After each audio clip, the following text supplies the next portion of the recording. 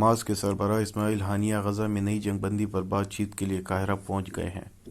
Reports کے مطابق غزہ میں نئی جنگ بندی پر مذاکرات کے لیے قطر میں مقیم حماس کے سیاسی دفتر کے سربراہ اسماعیل ہانیہ منگل کو مصر کے دارالحکومت قاہرہ پہنچ گئے ہیں، جہاں ان کی مصری انٹیلیجنس چیف عباس کامل و دیگر کے ساتھ مذاکرات طے ہیں۔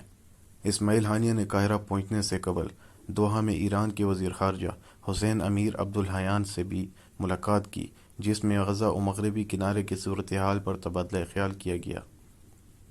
وال اسٹریٹ جرنل کے مطابق اسماعیل ہانیہ قاہرہ میں غزہ و مغربی کنارے میں جنگ کے بعد کے مستقبل کے بارے میں اپنے فلسطینی حریفوں کے ساتھ بھی بات چیت کر رہے ہیں۔ دوسری جانب اسرائیلی صدر اسحاق ہرزوگ نے کہا ہے کہ ان کا ملک مزید مغویوں کی رہائی کے لیے غزہ میں حماس کے ساتھ ایک نئی عارضی جنگ بندی پر رضامند ہے۔ رپورٹس کے مطابق اسرائیل نے ثالثکاروں کو تقریباً 30 سے 40 مغویوں کی رہائی کا منصوبہ پیش کیا ہے۔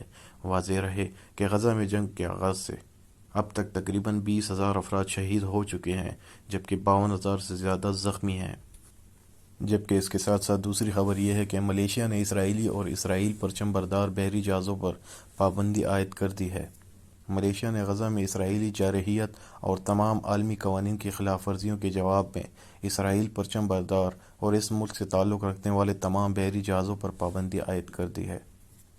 رپورٹس کے مطابق ملیشیا کے وزیر اعظم انور ابراہیم کا کہنا تھا کہ اسرائیلی اور اسرائیلی پرچم بردار بحری جہازوں سمیت اسرائیلی شپنگ کمپنی زم کے تمام بحری جہازوں کو کسی بھی بندرگاہ پر ڈاکنگ سے روکنے اور اس کی اجازت نہ دینے کا فیصلہ کیا گیا ہے۔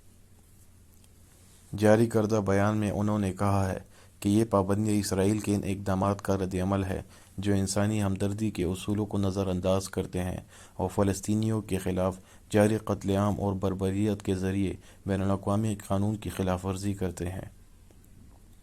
وزیر اعظم انور ابراہیم نے کہا ہے کہ ملیشیا کو یقین ہے کہ اس کی تجارت اس فیصلے سے متاثر نہیں ہوگی۔ واضح رہے کہ ملیشیا کے اسرائیل کے ساتھ سفارتی تعلقات نہیں ہیں۔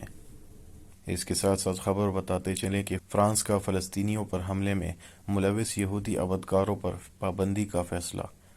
فرانس مغربی کنارے میں فلسطینیوں پر تشدد کے ذمہ دار کچھ انتہا پسند یہودی عبدکاروں پر پابندی عائد کر رہا ہے۔ عالمی خبر رسائی ادارے کے مطابق امریکہ کے بعد فرانس نے بھی مغربی کنارے میں نہتے فلسطینیوں کو تشدد کا نشانہ بنانے کی پرزور الفاظ میں مذمت کرتے ہوئے کہا ہے کہ اسرائیل کو بار بار وارننگ کے باوجود تشدد رکوانے میں ناکام رہا ہے۔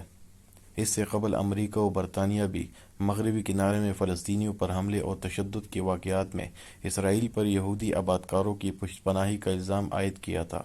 فرانس کے وزیر خارجہ کیتھرین کولونا نے برطانوی ہم منصب ڈیوڈ کیمرون کے ہمراہ اسرائیل و مقبوضہ مغربی کنارے کے دورے کے بعد مشترکہ پریس کانفرنس میں بتایا کہ فرانس نے انتہا پسند اسرائیلی آبادکاروں کے خلاف اقدامات کرنے کا فیصلہ کیا ہے، جن میں پابندیاں عائد کرنا بھی شامل ہیں۔